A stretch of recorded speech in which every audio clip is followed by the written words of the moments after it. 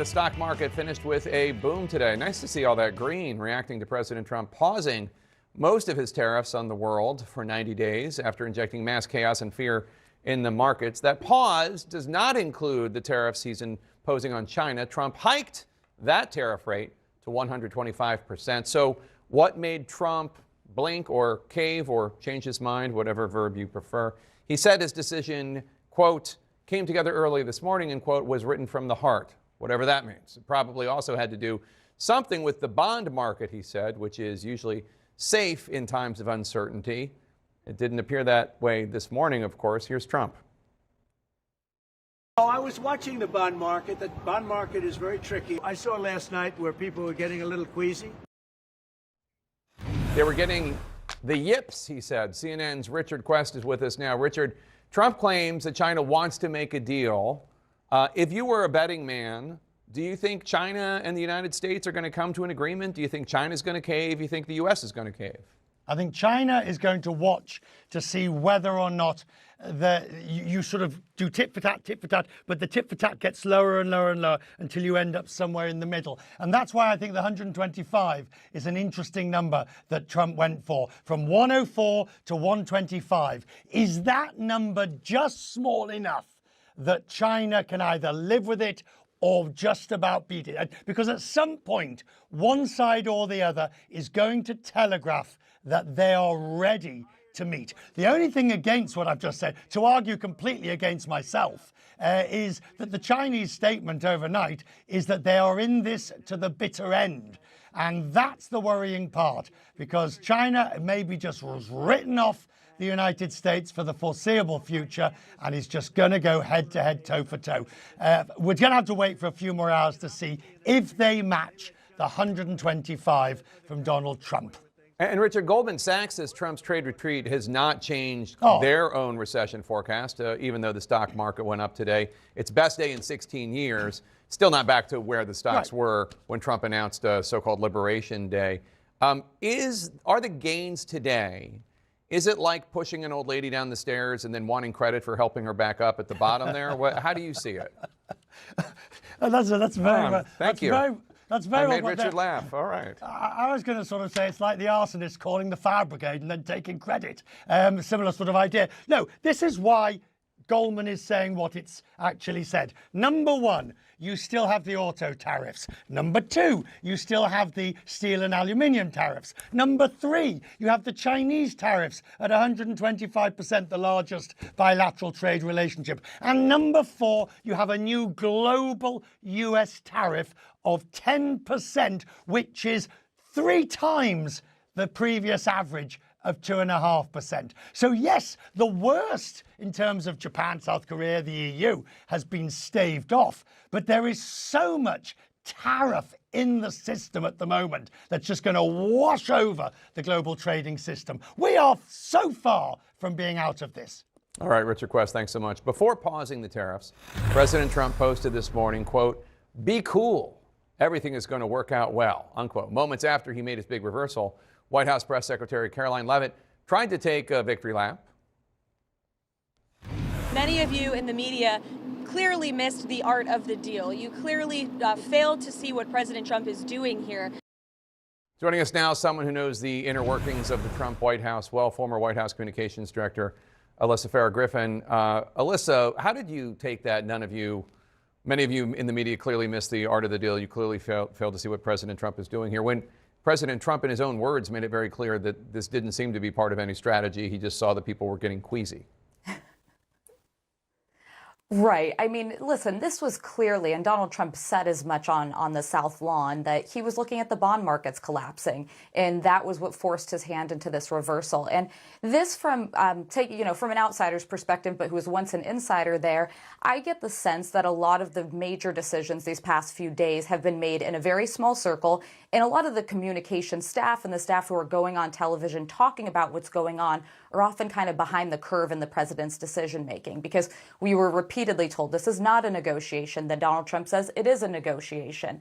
And beyond that, I do believe the White House is hearing from foreign leaders, but more importantly, they're hearing from business leaders who a lot of them bet big on Donald Trump. They thought he was going to be good for the economy. They were expecting Trump term 1 all over again. And then they saw the markets in shambles. So I think his hand was forced here.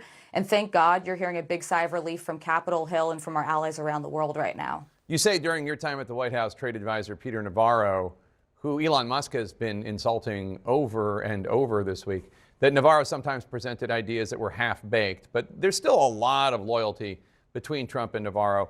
Today, Republican Senator Rand Paul, who doesn't believe in tariffs, he called Navarro a walking economic fallacy, which is, I should note, at least nicer than Elon Musk saying he's dumber than a stack of bricks. Do you think Navarro's days are numbered at all in the White House, or Trump doesn't care about any of that? I actually don't think they are. I think Peter Navarro will be around. I think perhaps his influence over global markets and sweeping trade policy may be sidelined.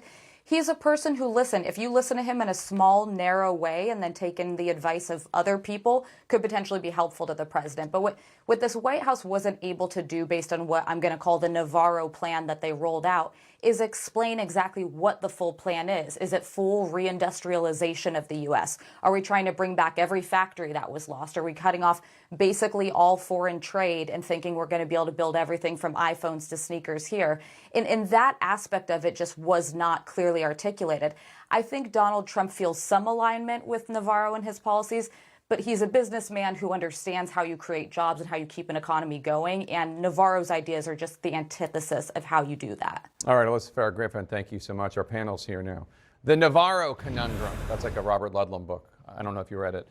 Phil, according to the latest jobs report, there are nearly 500,000 vacant manufacturing jobs right now. Now, Trump's talking about bringing manufacturing jobs back to the United States, which sounds wonderful. But if there are 500,000 vacant manufacturing jobs right now, are those jobs even desired by people? It is a question that has not been answered by the Trump administration, in part because they just aren't anywhere close to that point yet. Like, that would probably be viewed as a good problem to have, where all the manufacturing has actually moved back to the United States and we're trying to train a workforce. But it is a clear reality right now in the marketplace.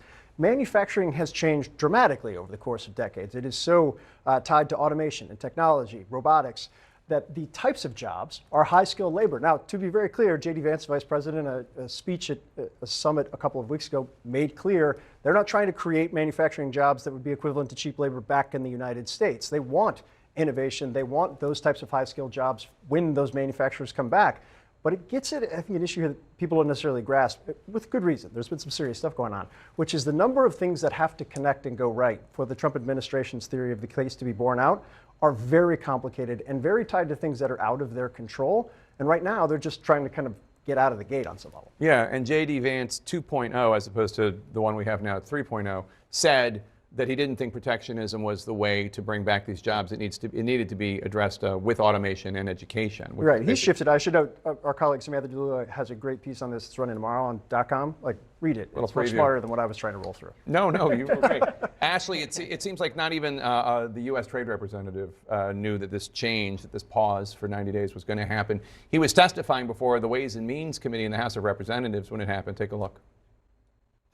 How long is the pause? How many days? How many weeks? I understand it's 90 days. I haven't spoken to the president since I've been So in the this trade hearing. representative hasn't spoken to the president of the United States about a global reordering of trade. Yes, I have. I've And just yet been in the hearing with you, sir. But yet he announced it on a tweet. WTF? Who's in charge? The president of the United States is in charge. And what do you know about those details? Well, as I mentioned, It looks like your boss just pulled the rug out from under you and paused the tariffs. So, Ashley, Chuck Schumer on the other side of Congress, the Senate Democratic leader, he called this a government of chaos. Do you think, what do you think is the role for Democrats here? Because I've also seen Democrats trying to say, well, some tariffs are good. I like some tariffs. These ones are not good. But what should be the role of your party? Well, I mean, I think that what they need to do is lay out the case that there's two things at play here. It's one, either sheer incompetency on the part of the president, or he's intentionally trying to tank the U.S. economy. I happen to think it's actually both of them. And I think that is a position You think he's trying to tank the economy? there is no other way to explain it. How else do you explain the sort of haphazard nature of it all? How else do you explain that markets have been dropping and tanking globally for weeks, and he still continues to pursue this effort? I don't understand it. And then more importantly, we've learned the lessons from his first term, where there was a mixed bag in terms of results of his tariff agenda. So I don't know how else to explain it. And I think that is what the party needs to put forward to the American people. And then really make the case that the people who are the victims of all this chaos,